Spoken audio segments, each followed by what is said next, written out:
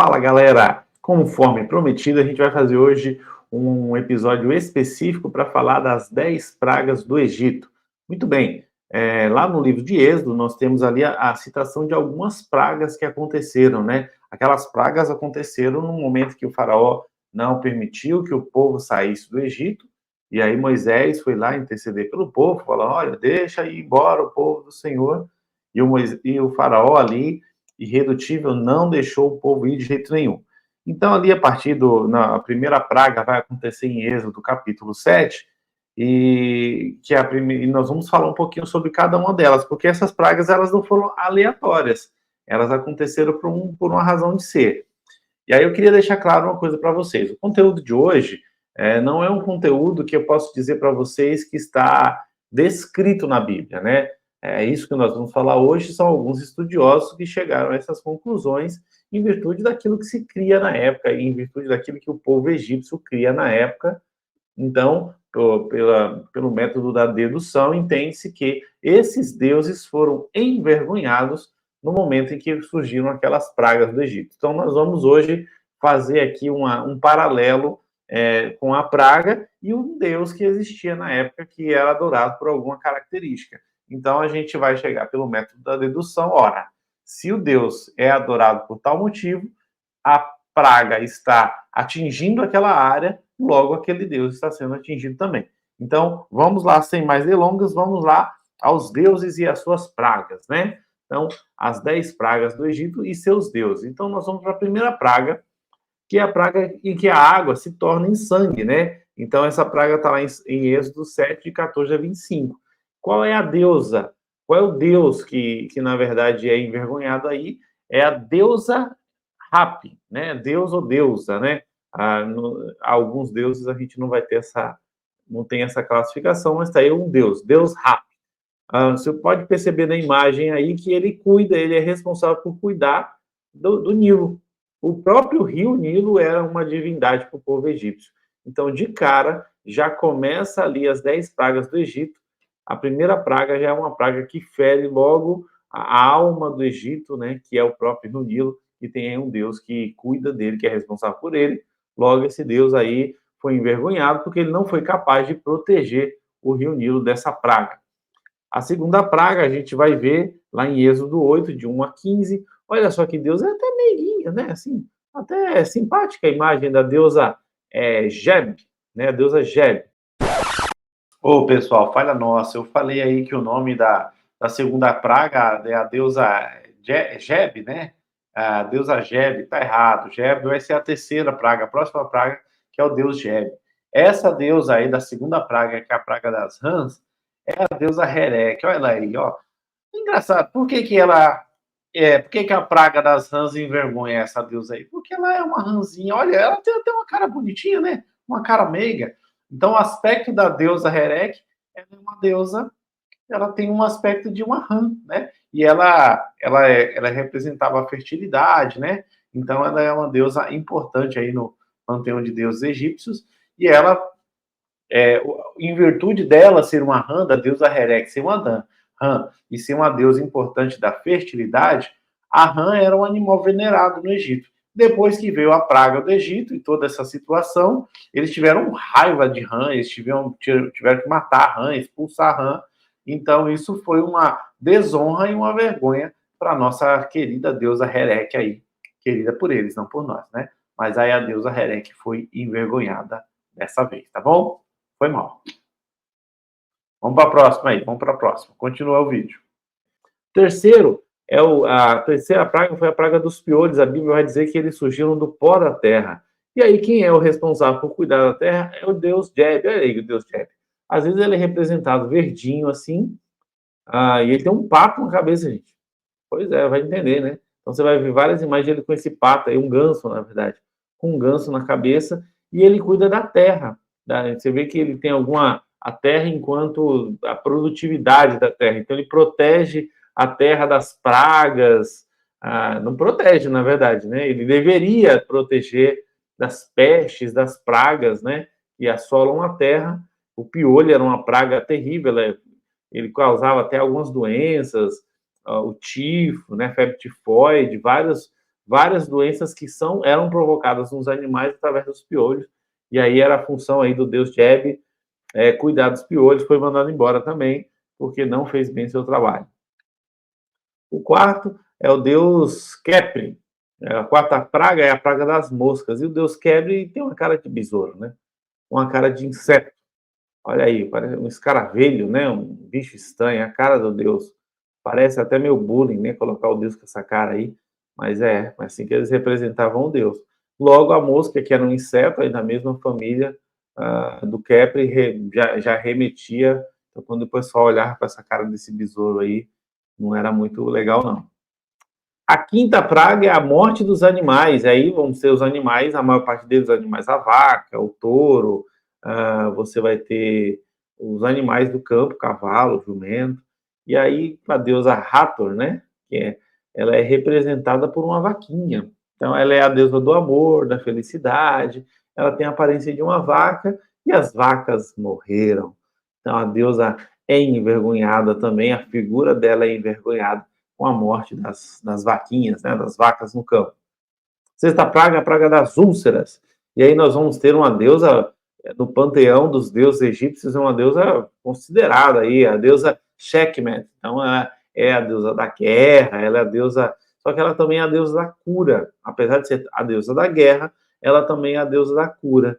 E não teve muita cura, não. A deusa Sekhmet também teve que passar no RH, porque não teve cura nenhuma, não. As úlceras na pele eram doenças na pele, e aí o pessoal clamou lá para a deusa Sekhmet, e aí ela falou, olha, não tem agenda não, foram lá chamar a deusa Sekhmet, falou, a deusa está sem agenda, só vai abrir agenda só ano que vem. E aí ela não atendeu, não, o pessoal, infelizmente, ficou na fila aí, esperando o atendimento pela deusa aí. Esse atendimento não veio, não, foi envergonhada também. Aí nós vamos ter a deusa Nut, a sétima praga era a chuva de pedras, e a deusa Nut, qual que é o trabalho dela? Ela é a deusa do céu, né? Olha aí, pra você ver o formato que ela está, um formato de proteção, né? É um formato de como se fosse um telhado, mas o telhado dela, eu acho que devia estar furado, porque as pragas das pedras, né? A chuva de pedras que teve na sétima praga, a deusa Nut não foi capaz de fazer um antiaéreo, não, de fazer uma proteção, então não teve jeito, RH para a deusa Nut também. A oitava praga foi dos gafanhotos, outro deus considerado aí no panteão dos deuses egípcios, ele tinha uma certa... Tinha, né? Ele tinha uma certa autoridade, porque o Osíris, ele, além de outras coisas, ele é o deus da morte, da ressurreição, vai ter dificuldade em umas pragas que vão ter aí na frente, né? A capacidade de fazer a ressurreição, e ele também cuidava da agricultura. E aí o gafanhoto, o que ele faz? O gafanhoto vai atingir diretamente as lavouras, e aí o agricultor vai lá pedir ajuda para o Osíris, e o Osíris fala assim, então, hoje não vai dar não, hoje não tenho condição de atender. Então, nada de Deus Osíris, e o povo sofreu muito com os gafanhotos. Quando tinha essas pragas, muitas vezes o faraó pedia para... Eles não conseguiam resolver com os deuses. E aí eles tinham que pedir para Moisés clamar a Deus para que a praga fosse embora. E tinha aquela jogadinha. O faraó falava assim, não, se a praga for embora, deixa o povo ir. Aí o Moisés orava, a praga ia embora, e o faraó não cumpria a parte dele. Mas o fato é que as pragas só iam embora depois que o Moisés orava. Outro deus extremamente famoso aí, tem um filme, neste momento esse vídeo está sendo gravado aqui em janeiro de 2024, então acho que ainda está no Netflix, um filme Deuses do Egito, né? Então tem lá os deuses do Egito, e aí tem lá o deus Ra é o deus criador, é o deus poderosão, né? Ele é representado por essa ave musculosa aí, né? Os egípcios tinham essa questão de colocar os animais representando seus deuses, né? E aí nós vamos ter o deus Ra. O deus Ra é famosíssimo, ele era um dos mais poderosos, é como se algo parecido com o nosso Deus, né? Então o deus Ra, tanto que ele era o deus do sol, como era o astro-rei, a coisa mais importante que se podia ver era o sol brilhando todos os dias. Eles criam que era o deus Ra que era responsável por levantar o sol todos os dias, E aí a praga vem e tira o sol dos egípcios. E aí, já pensou um negócio desse? Isso foi uma grande vergonha para o Deus Ra. Cadê o sol, meu filho? Todo mundo lá esperando o sol e teve trevas na terra, teve escuridão, foi noite perpetuamente. Então, essa praga aí complicou com o principal dos deuses. Mas tinha um outro deus que ainda era visível, que era muito importante, que era filho do deus Ra, que era quem? O faraó. O faraó era considerado uma divindade, um deus, e ele era filho de Ra. E aí o que acontece? O filho do faraó, que era também uma divindade, era um faraó também, morre. Então, a 10ª praga, que é a praga dos primogênitos, ela é a coroação da vergonha dos deuses do Egito, né? Então, a gente vai ver vários deuses sendo envergonhados, e o último deles, que foi a última praga, aquela em que o faraó definitivamente libertou o povo, depois se arrependeu, foi atrás do povo de novo, mas ele liberta o povo. Bom, como eu falei para vocês, o que acontece? O que está na Bíblia são as pragas. As pragas aconteceram e essas pragas estão na Bíblia. Os deuses que eu mencionei aqui não são mencionados na Bíblia. Alguns estudiosos, né, teóricos, né, cientistas, vão dizer que as pragas não existiram, que não existe nenhuma evidência científica. E eles vão dizer que esses efeitos, esses fenômenos que aconteceram nas pragas, podem ser muito bem fenômenos naturais, plantas, animais mortos e essas questões. Uma praga pode acontecer, um gafanhoto pode acontecer, rã, mosca, piolho. Então, os cientistas alegam que isso podem simplesmente ter sido fenômenos naturais e não ter nenhuma relação com Deus. Bom, a minha pergunta que eu queria encerrar esse vídeo é: tudo bem, eu sei que naturalmente pode vir mesmo gafanhoto, mosca, mas por que eles iriam embora na hora que Moisés orava? Por que Moisés orava, eles iam embora e outras pragas vinham? Se fosse um fenômeno natural, pode-se dizer, no mínimo, que eles eram obedientes à voz de Moisés, representante de Deus. Bom, outros vão falar que as pragas não existiram porque não existem relatos de que elas existiram. Bom, eu quero saber, pense o seguinte, na época lá do Egito, do faraó, ainda não existia imprensa livre, né? Então, eu queria saber quem era o repórter que iria retratar, que ia relatar toda essa derrota, toda essa vergonha de todos os deuses egípcios. Imagina se eles iam desenhar isso lá nas paredes das pirâmides ou nos registros que eles faziam. Se algum egípcio registrasse um negócio desse, com certeza seria morto. Gente, a Bíblia é um livro de fé. Então, não é possível agradar a Deus, não é possível crer na Bíblia se não for mediante a fé. Então, nós cremos num Deus que foi poderoso.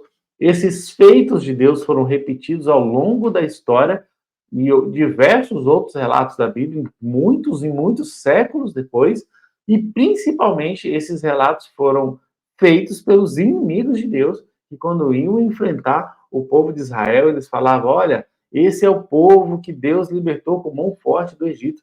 Essa história, que inclusive é a razão dela de ter permitido, Deus ter permitido que acontecesse tudo isso, é para que o seu nome fosse glorificado ao longo dos séculos. E durante muito e muito e muito tempo, os povos inimigos, que não tinham a menor, não existiam ali nenhum interesse deles de ficar divulgando uma fake news, né?